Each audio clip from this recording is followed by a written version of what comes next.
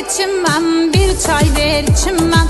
Min bir kızın içinde bir de seni seçinmem. Vətəndaş mövqeyində Rayət İmaməliyev. Bir çay ver içinməm. Sizə bir söz deyim mi?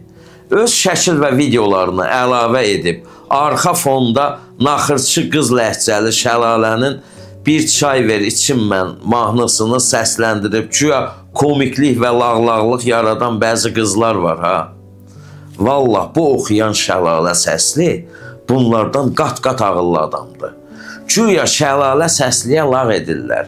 Padruqalarında video baxıb ha eləsinlər, bunlara bomba qız desinlər, like qoysunlar. Əslində sevirlər bu mahnını. Elə öz beyinləri izlədi bu mahnı. Amma güya lağ edirlər. Şəlalə səsli özünü avamlığa qoyaraq belələrinin bir içimlik çay təfəkkürlərini uğurlayıb özünü məşhurlaşdıra bilir. Belə gənclərimizin paylaşımı sayəsində Şəlalə səsli artıq toylar yaraşırdı.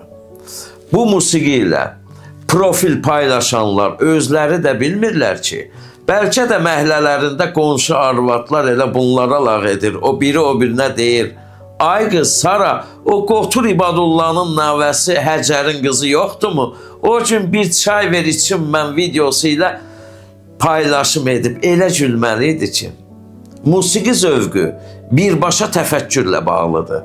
Məsələn, taksidə gedəndə Çitraxuda meyxanasını qoyan sürücünün ən azı 5-6 radar borcu olduğu o saat bilinir.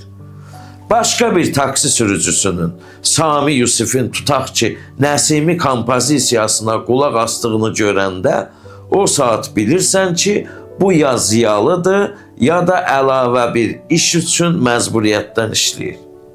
Və ya olmuşam məsti xumar, yenə gözlərimiz axır musiqisinə qulaq asan adam ya hal əhlidir, ya da mıxlayandır.